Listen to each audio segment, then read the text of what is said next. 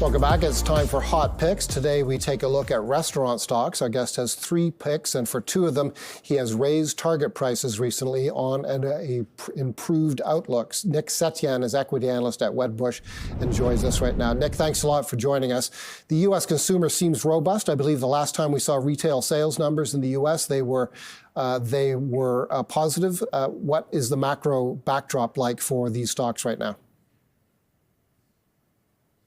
Middle income, higher income consumer continues to perform well, but the lower income, sub-median income customer, the headwinds seem to be accelerating. So, they've been weak throughout 2024. Seems like, thus far in 2025, they've been even weaker.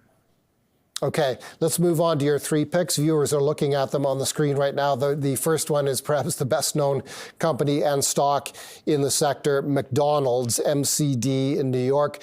You like this one, and you've recently raised the target by $10 per share to $330 per share as we look at the stock now trading at $309 and change. Why do you like McDonald's? I think they're going to be the primary guest count share taker, transaction share taker within the category.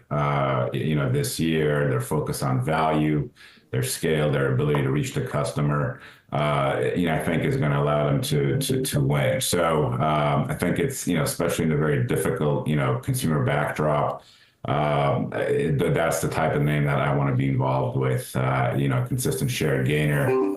We have some, easy comparison in the back half because of the E. coli comparison. So, combined with the guest count share that I expect them to take, I actually expect a big acceleration in the second half as they, evolve the menu, not just on the value side, but also, at the higher end. Historically, has McDonald's gathered market share during times of economic stress for those lower end consumers that you mentioned at the beginning of our conversation, in the same way that Walmart has over the years?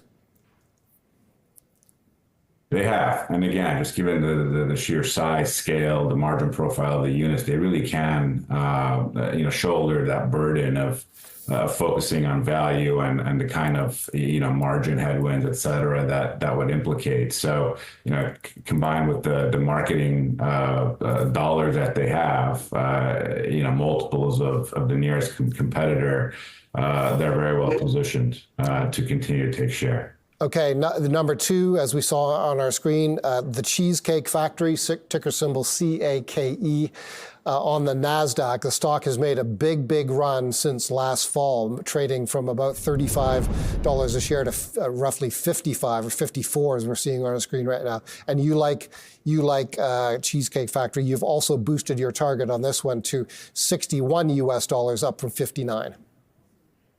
Yeah, so there's 2 things really. Number 1, they have a relatively limited exposure to that lower income customer. Number 2, they've historically always had excess demand. So, during periods of weakness, their sales trends don't change as much because, essentially the wait times come down, but the revenue and the guest counts don't. So, they have probably one of the highest visibilities into comp and revenue trends through 2025 because of it. And given that high top line visibility, they can manage margins accordingly to meet or exceed expectations. So this is one name that I think has a lot of visibility. And then they have a couple of smaller growing brands like North Italia and Flower Child that I think deserve a much higher multiple over time, and it's still not being reflected in the valuation of Cheesecake Factory. Okay, number 3 on the list is Wingstop.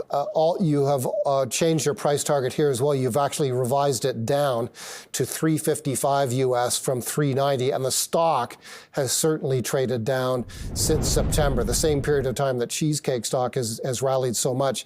This one has come close to being cut in half since the fall. Why do you like Wingstop? Is it the lower share price? Is that part of your thinking here?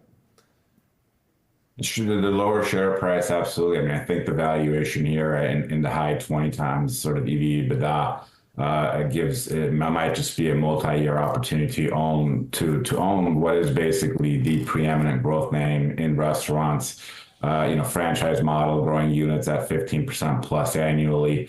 Same-store sales have been 20% 2 years in a row. Part of the reason why the stock is under pressure is because those comp numbers are, unsurprisingly slowing. But I expect them to remain positive even in 2025, including positive guest counts. I like their positioning with respect to value.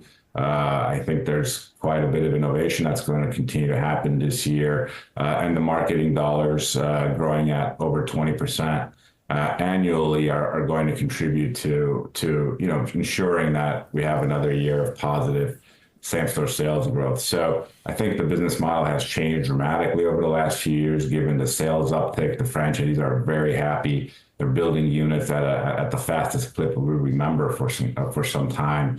And again, given the valuation here, I think it's potentially a multi-year opportunity to own this name. Nick, thank you so much for joining us today. Nick